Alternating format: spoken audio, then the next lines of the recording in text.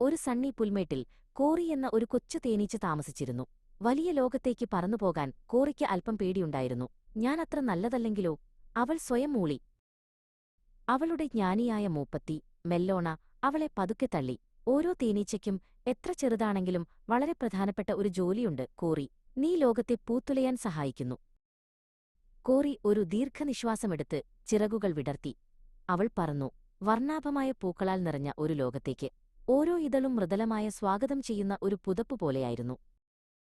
അവളുടെ ആദ്യത്തെ താവളം ഒരു തിളക്കമുള്ള ചുവന്ന പോപ്പിയായിരുന്നു.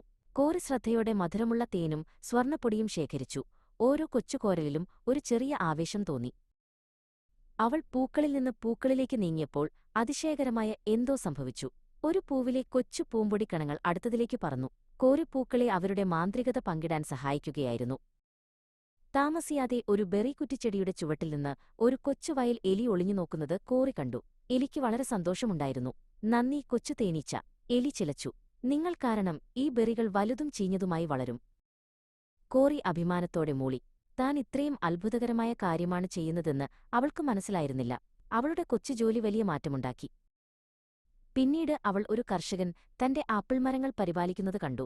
നല്ല ജോലി കൊച്ചുകൂട്ടുകാരെ, അദ്ദേഹം മൂളുന്ന തേനീച്ചകളോട് വിളിച്ചു പറഞ്ഞു. നിങ്ങൾ എന്റെ ആപ്പിളുകൾ മധുരവും ഉരുണ്ടതുമായി വളർത്താൻ സഹായിക്കുന്നു.